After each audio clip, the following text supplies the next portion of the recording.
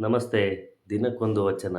ಇಂದಿನ ವಚನ: ಗಿಳಿಯೋದಿ ಫಲವೇನು ಬೆಕ್ಕು ಬಹುದನು ಹೇಳಲರಿಯದು ಜಗವೆಲ್ಲ ಕಾಂಬ ಕಣ್ಣು ತನ್ನ ಕೊಂಬಿ ಕೋಯಿಲೆ ಕಾಣಲರಿಯದು ಇದಿರಿಗಿರುವವರ ಗುಣವ ಬಲ್ಲೆನೆಂಬರು ತಮ್ಮ ಗುಣವನರಿಯರು ಕೂಡಲ ಸಂಗಮ ದೇವ.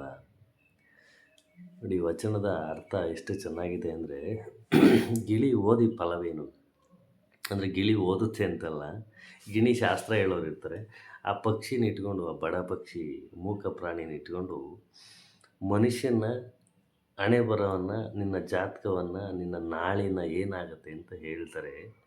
ಅದು ಹೇಳಬೇಕಾದ್ರೆ ಪಾಪ ಗಿಳಿ ಮೇಯ್ಬೇಕಾದ್ರೆ ಅಥವಾ ಹಾರಾಡಬೇಕಾದ್ರೆ ಅಥವಾ ಶಾಸ್ತ್ರನ ಹೇಳ್ತಾ ಇರತ್ತೆ ಅಂದ್ಕೊಳ್ಳಿ, ಆವಾಗ ಬೆಕ್ಕು ಯಾವಾಗ ಬರುತ್ತೆ ಅಂತ ಹೇಳೋಕ್ಕಾಗಲ್ಲ. ಯಾಕೆಂದರೆ ಬೆಕ್ಕಿನಿಂದ ಅದ್ರ ಸಾವಿರುತ್ತೆ, ಅದೇ ಗೊತ್ತಿರಲ್ಲ ಗಿಳಿಗೆ.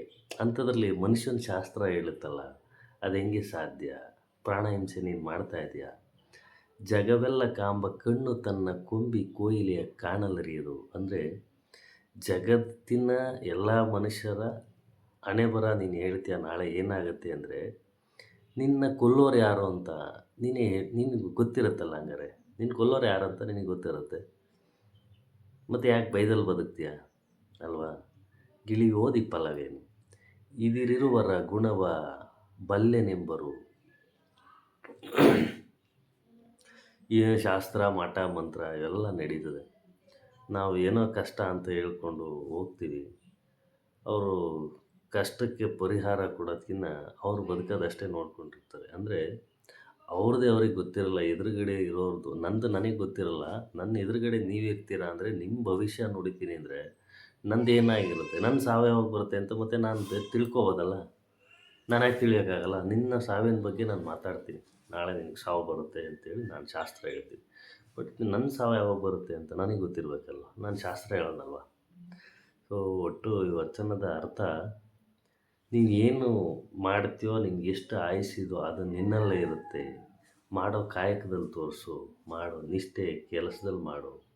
ನೀನು ಒಳ್ಳೆ ನಡೆ ನುಡಿ ಕಲ್ತ್ಕೋ, ನಿನ್ನ ಕೆಲಸ ನೀನು ಮಾಡ್ತಾ ಹೋಗು. ಕೂಡಲ ಸಂಗಮ ದೇವ ನಿನ್ನ ಅರಿತಾನೆ, ಅವನು ನಿನ್ನ ಅರಿತರೆ ಸಾಕು. ಯಾವ ಶಾಸ್ತ್ರಿ, ಯಾವ ಗಿಳಿನೋ ನಿನ್ನ ಶಾಸ್ತ್ರ ಬೇಕಾಗಿಲ್ಲ.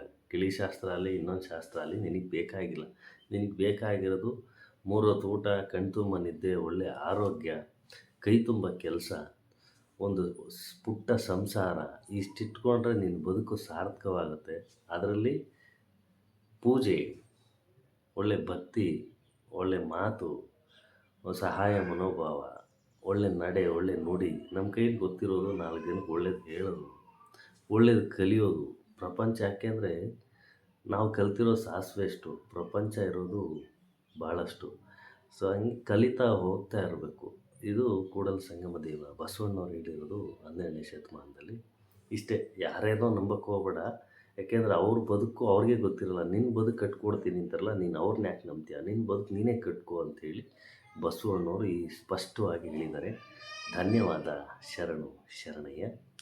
ಹಾಗೆಯೇ ನನ್ನ ಈ ವಿಡಿಯೋ ಇಷ್ಟ ಆಗಿದ್ದರೆ ಲೈಕ್ ಮಾಡಿ, ಶೇರ್ ಮಾಡಿ, ಸಬ್ಸ್ಕ್ರೈಬ್ ಮಾಡಿ. ನನ್ನ ಫೇಸ್ಬುಕ್ಕು, ಇನ್ಸ್ಟಾಗ್ರಾಮ್ ಪೇಜನ್ನು ಫಾಲೋ ಮಾಡೋದು ಮರಿಬೇಡಿ. ದಿನಕ್ಕೊಂದು ವಚನ ಫೇಸ್ಬುಕ್ಕಲ್ಲಿರಲ್ಲ, ಇನ್ಮೇಲೆ ಯೂಟ್ಯೂಬಲ್ಲಿರುತ್ತೆ. ದಯವಿಟ್ಟು ವಾಚ್ ಮಾಡಿ. ಒಳ್ಳೆಯದಷ್ಟೇ ಇರುತ್ತೆ. ಯಾಕೆಂದರೆ ಒಳ್ಳೆಯದಷ್ಟೇ ಹೇಳಲಿಕ್ಕೆ ಬರೋದು ನಾವು, ಕೆಟ್ಟದ್ದು ಹೇಳಲಿಕ್ಕೆ ಆಗಲ್ಲ. ಯಾಕೆಂದರೆ ಕೆಟ್ಟದ್ದು ನಡಿಬಾರ್ದಂತಲೇ ಎಲ್ಲರ ಆಸೆ ಇರುತ್ತೆ. ಎಲ್ಲರದ್ದು ಬದುಕು, ಎಲ್ಲರದ್ದು ಜೀವನ ಒಂದೇ ಅಲ್ವಾ? ಸೊ ಧನ್ಯವಾದ.